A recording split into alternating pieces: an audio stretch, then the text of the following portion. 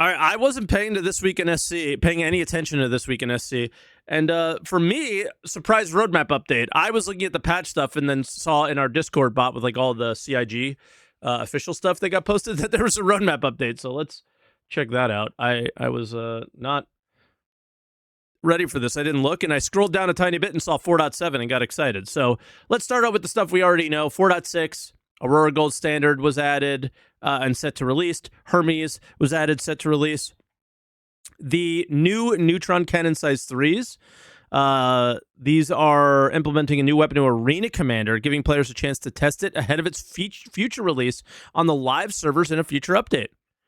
Actually, a really cool idea.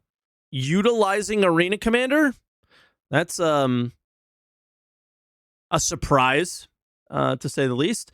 The ground vehicle missile changes are set to release, and new resource gathering missions are set from tentative to committed. What we heard on last week's ISC was that these are going to be like an event that after the current event is kind of fading for players, that they'll put that out and hopefully inject a little life into 4.6 while we wait for 4.7, where the first thing we see is QV breaker stations. Implementing QV breaker station in the Nyx systems through the Keeger belt. Breaker stations is rock breaker, no? I'm assuming. Okay, that's awesome. So rock breaker is like in just a couple of months. I am so excited for that. Oh my god, that's going to be fun, chaos, and kind of crazy. I will say this. I don't think they learned from feedback on the... I think Hathor would have been great in Pyro. I think the addition of getting crime stat while doing Hathor is just like an annoyance that makes it less fun, and we'll have the same experience in Nyx, which is a bit lame. Nyx Mission Pack 2, a second pack of new missions in Nyx while also expanding on the existing ones with the return of courier missions and other delivery missions. So they're going to be focused on that delivery side of things with this pack, it seems like. New Wicklow ship offerings, so the Apollo is being added with upgraded components and a unique base livery. Okay. New hairstyles. People's Service Station. This is the economic zone thing that they said.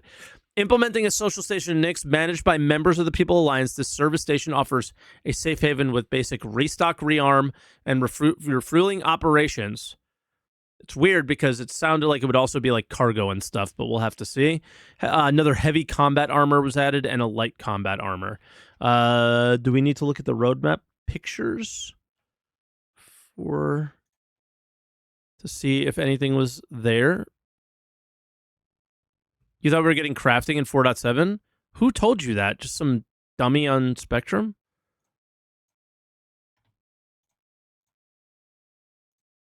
So here are the hairstyles.